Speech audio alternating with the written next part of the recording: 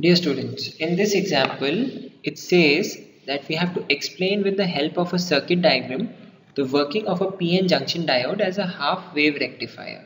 So before we jump into drawing the circuit diagram, let's first understand the principle behind a PN junction diode to act as a half wave rectifier. So let's draw the symbol of a PN junction diode. So it looks something like this. So this is a PN junction diode. So it's very important for us to know here that if the current is flowing in this direction, then what happens is this junction diode will offer a very low resistance. So I write it.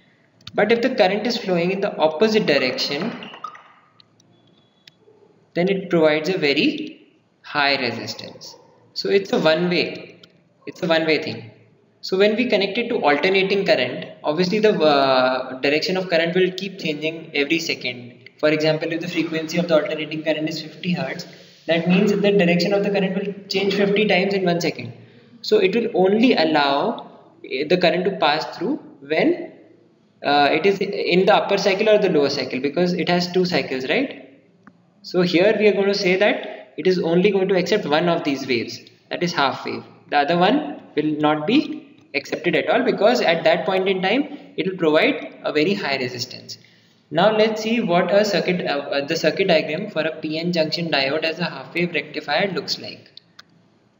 So this is a standard diagram of a half wave rectifier, where we can say when the diode rectifies only the half cycle of the AC wave, it is also called as a half wave rectifier. Now let me explain this figure to you. So here we can say that this figure shows us the arrangement for using the diode as a half wave rectifier. So this is the alternating signal. So now this is alternating every second. So like sometimes this is the positive end and this is the negative end. So similarly this is the primary of a transformer and this is the secondary of the transformer. So let's talk in terms of the transformer.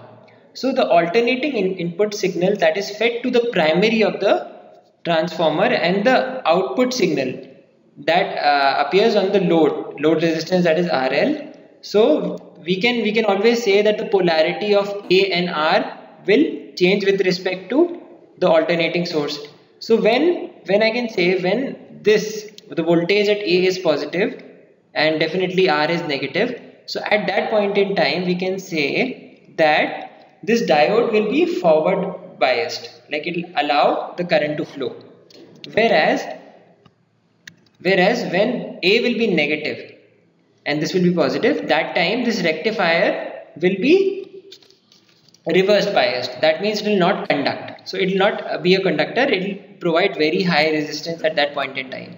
So this is the basic simple concept behind the half wave rectifier and the principle we have already discussed. This is the simple principle behind it. So we keep changing the polarities of A and B, and we only see that the negative half of the input signal is reverse biased. So the current does not flow through the load resistance. So this is how we rectify an alternating signal into a half wave. So this is how we are going to explain our solution with this supporting diagram.